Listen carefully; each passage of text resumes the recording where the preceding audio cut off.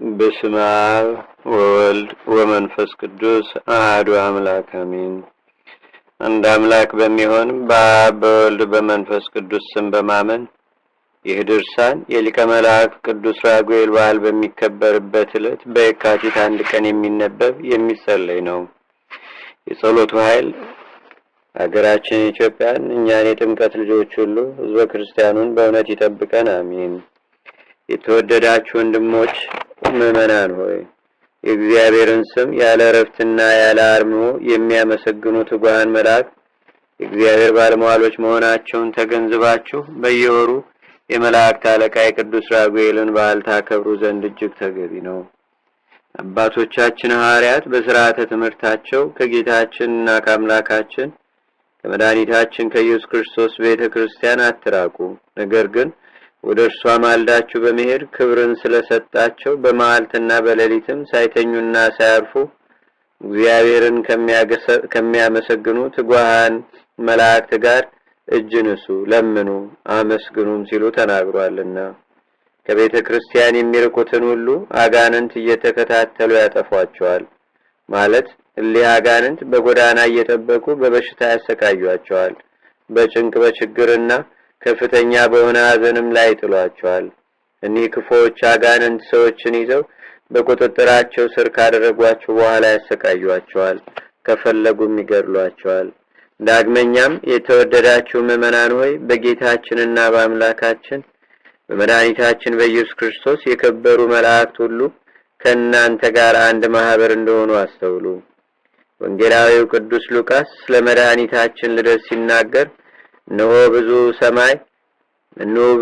ብዙ የሰማይ ሰራዊት በአርያም ለእግዚአብሔር ምስጋና ይሁን፣ ለሰው ልጅም ሁሉ በምድር ሰላምና ይቅርታ ተደረገ እያሉ እግዚአብሔርን ያመሰግኑታል ብሏልና። መላእክትም ከዚያ አልፈው ወደ ላይ ወደ ሰማይም ወጡ። የእስራኤል መሪ ሙሴ የእግዚአብሔር መላእክቶች ሁሉ ሲሰግዱለታል ያለውና ዳግመኛም ያዕቆብ በራእይ ከምድር እስከ ሰማይ የሚደርስ የወርቅ መሰላል ተተክሎ ጌታ ዙፋኑን በዘረጋበት መሰላል ላይ መላእክት ይወጡበታል ይወርዱበታል ያለው በዚህ ደረሰ። የሰዋስው ወይም የመሰላል ትርጉም በሁለት ወገን ማለት በነፍስ በስጋ ድንግል የሆነች የእመቤታችን የቅድስተ ቅዱሳን የድንግል ማርያም ምሳሌ ነው።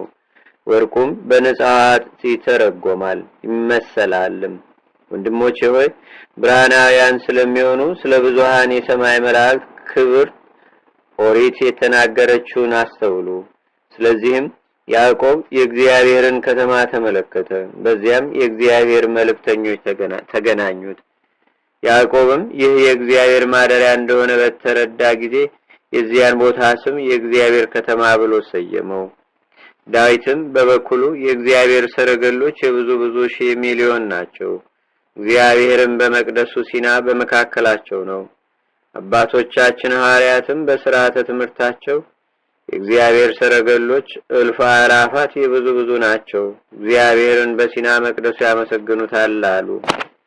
እንግዲህ የክርስቶስ ቤተሰቦች ወገኖች ሆይ ይህን ሁሉ ማመስገን የባህሪያቸው የሆነ የትጉሃን መላእክትን በዓል በታላቅ ምስጋና ማክበር ይገባናል። ሰለስቱ ደቂቅ በእሳት ጉድጓድ መካከል ቆመው የጌታ መላእክት እግዚአብሔርን ያመሰግኑታል፣ እርሱ ምስጉን ነው ለዘላለምም ልዑል ነው ሲሉ አመስግነዋልና። ዳዊትም መላእክት ሁሉ ያመሰግኑታል ብሏልና ለበዓል የሚገባውን ነገር ሁሉ በማዘጋጀት የሰማይ መላእክትን በዓላቸውን አክብሩ። የክብራቸውን ታላቅነት ተገንዝባችሁ ከፍጥረተ ዓለም ጀምሮ የሰው ልጅ ለጻድቃን መልካም ስራቸውን ለኃጥአንም ፍዳቸውን ለመክፈል እስከሚመጣበት ጊዜ ድረስ ለሰው ጠባቂዎችና አገልግሎት ሰጪዎች መሆናቸውን አስባችሁ መታሰቢያቸውን አድርጉ። የዓለም ፍጻሜ በሆነ ጊዜ የሰው ልጅ ክርስቶስ መላእክቶቹን ይልካቸዋል፣ ወንጀለኞችን ሁሉ እየመረጠ ከመንግስቱ ይለዩዋቸዋል፣ በደለኞችንና አመፀኞችንም ከእሳት ጉድጓድ ይጨምሯቸዋል ተብሎ በመጽሐፈ ዳንኤልና በማቴዎስ ወንጌል እንደተነገረ በዚያ ልቅሶ ዋይታ ጥርስ ማፋጨትም ይሆናል። በዚያን ጊዜ ጻድቃን በሰማይ አባታቸው መንግስት እንደ ፀሐይ ያበራሉ። እንግዲህ ሰሚ ጆሮ ያለው ይስማ። ዳግመኛም የሰው ልጅ ክርስቶስ በታላቅ ኃይል በተባማና በብዙ ምስጋና በመጣ ጊዜ መላእክቶቹን ከታላላቅ የመለከት ድምጽ ጋር ይልካቸዋል። ለእርሱ የተመረጡትንም ከሰማይ ዳርቻ ጀምሮ እስከ ዳርቻዋ ድረስ ከአራቱ ማዕዘን ይሰበስባቸዋል። ወንድሞቼ ሆይ ስለ አእላፍ መላእክት ከሕግ መጻሕፍት ቅዱስ ጳውሎስ የተናገረውን ስሙ። በመራድና በመንቀጥቀጥ ሙሴ የተናገረውንም አስተውሉ። ነገር ግን የሕያው እግዚአብሔር አገር በምትሆን በጽዮን በሰማይ ባለች ነጻ በምታወጣ በኢየሩሳሌም ሕሊናችሁን አስተጋቡ። ወንጌላዊ ቅዱስ ዮሐንስም በራእዩ እንዲህ አለ። በዙፋኑ ዙሪያ ያሉ የብዙ መላእክትና የአራቱን እንስሶችንም ድምጽ ሰማው። የሊህም ሊቃናት መላእክት ቁጥራቸው ሚሊዮን ጊዜ ሚሊዮን ነው፣ ስፍር ቁጥር የላቸውምና በታላቅም ድምጽ ለተሰዋው በግ ኃይል፣ ጌትነት፣ ጥበብ፣ ጽን፣ መንግስት፣ ክብርም፣ ምስጋናም በረከትም የባህሪ ገንዘቡ ነው ይላሉ። በሰማይና በምድርም ከምድርም በታች በባህርም ላይ ያለ ፍጥረት በእነርሱም ውስጥ ያሉ ሁሉ በረከትና ክብር ኃይልና ምስጋናም ከዘላለም እስከ ዘላለም በዙፋኑ ላይ የተቀመጠው ለበጉም ይሁን ሲሉ ሰማው። አራቱ እንስሶችም አሜን አሉ። ሊህም ሊቃውንቶች ወድቀው ሰገዱ ሲል ተናገረ። ከአንዲት ቅድስት ቤተክርስቲያን የተወለዳችሁ ምዕመናን ሆይ በአማላጅነታቸው እየተማጸናችሁ ስለ በዓል አከባበር በመጽሐፍት እንደታዘዛችሁትም የሚያስፈልገው አገልግሎት ሁሉ የአእላፍ መላእክትን በዓል በማክበር ለእናንተ ይገባችኋል። ነቢይ ሄኖክ የተናገረውን ሰምታችኋል። እርሱ የጌታ መላእክት ማደሪያቸውን የቅዱሳንንም ቦታቸውን ስለ ሰው ልጆች ሲጸልዩ፣ ሲማልዱ፣ ሲለምኑም ዓይኖች የተመለከቱ በማለት ተናግሯልና። የመላእክት አለቃ የቅዱስ ራጉኤልን በዓል አክብሩ። በሰማይ ያሉ በእግዚአብሔር ፊት የሚቆሙ የአእላፍ መላእክትንም መታሰቢያቸውን አድርጉ። ካህኑ ዕዝራ በሚጸልይበት ጊዜ አቤቱ ለዘላለም የምትኖር በአርያም ባለ ሰማይ መንበር ላይ ተቀምጠህ ጥልቆችን ትመለከታለህ። ዙፋንህ የማይናወጽ ጌትነትህ የማያልፍ በአንተ ፊት መላእክት በፍርሃት ይቆማሉ ሲል ተናግሯልና። ስለ ሰማይ መላእክት ክብራቸውና በእግዚአብሔርም ፊት ስለመቆማቸው በመጽሐፈ ነገሥትም ተነግሯል። ነቢዩ ሚክያስም የእስራኤል አምላክ በዙፋኑ ላይ ተቀምጦ አየሁት፣ የሰማይ መላእክትም በዙፋኑ ቀኝና ግራ ቆመዋል በማለት ተናግሯልና። በሕጋውያን መጽሐፍት እናንተን ለመርዳት ወደ እናንተ እንደሚላኩ ተረድታችሁ የሰማያውያን መላእክትን በዓላቸውን አክብሩ፣ መታሰቢያቸውንም አድርጉ። በመጽሐፈ ግብረ ሐዋርያትም ከቀኑ በ9 ሰዓት የእግዚአብሔር መልአክ ራጉኤል ወደ እርሱ ገብቶ ለቆርኔሌዎስ በግልጽ ታየው ይላልና። ዳግመኛም ቅዱስ ጴጥሮስ 2 እጆቹን በሰንሰለት ታስሮ በሁለት ወታደሮች መካከል ተኝቶ ሳለና ሌሎች 19 ወታደሮች በግዞቱ ቤት ደጅ ሆነው ይጠብቁ በነበረበት ጊዜ ነው የእግዚአብሔር መልአክ ራጉኤል መጥቶ በአጠገቡ ቆመ። በግዛቱ ወይም በእስር ቤት ውስጥም ብርሃን በራ። ይህም መልአክ የጴጥሮስን ጎድኑን ነካ አደረገውና ፈጥነህ ተነሳ ብሎ አስነሳው። ሰንሰለቶቹም ከእጁ ወደቁ። መልአኩም ተነስተህ ፈጥነህ ወገብህን ታጠቅ፣ ጫማህንም አድርጋለውና እርሱም እንዳለው አደረገ። ሁለተኛም ልብስህን ልበስና ተከተለኝ አለው። ቅዱስ ጴጥሮስም ተከትሎት ወጥቶ አብሮት ሄደ። ቅዱስ ጴጥሮስም ሕልም የሚያልም ወይም ራእይ የሚያይ ይመስለው ነበር እንጂ በመልአኩ የሚደረግለት እርዳታ ሁሉ እውነት እንደሆነ አላወቀም ነበር። የመጀመሪያውንና የሁለተኛውን በር ካለፉ በኋላ ወደ ከተማ የሚያስገባው ወደ ብረቱ መዝጊያ ደረሱ። እርሱም አውቆ ተከፈተላቸው። ወጥተውም ሲሄዱ አንደኛውን አደባባይ ካለፉ በኋላ ያ የእግዚአብሔር መልአክ ቅዱስ ራጉኤል ከእርሱ ተለየው። ቅዱስ ጴጥሮስም ልቡ ከተመለሰለትና ሕሊናውን ካወቀ በኋላ እግዚአብሔር መልአኩ ቅዱስ ራጉኤልን ልኮ ከሄሮድስ እጅና አይሁድም ይጠብቁት ከነበረው ነገር ሁሉ እንዳዳነኝ በእውነት አሁን ተረዳው አለ። የተወደዳችሁ የክርስቶስ ወገኖች እነሆ የእግዚአብሔር አገልጋዮቹንና ወገኖቹን ከሰይጣን ተንኮልና ጥል በቅዱሳን መላእክቶቹ እጅ እንደሚያድናቸው መጽሐፍ የተናገረውን ወቁ አስተውሉም። በመጽሐፈ ዳንኤል እንደተነገረ በዚያን ጊዜ እግዚአብሔር መልአክ ወደሚነደው የእሳት ጉድጓድ ወርዶ የእሳቱን ነበልባል መታው። የእሳቱን ነበልባል እንደ ውሃም አቀዘቀዘው።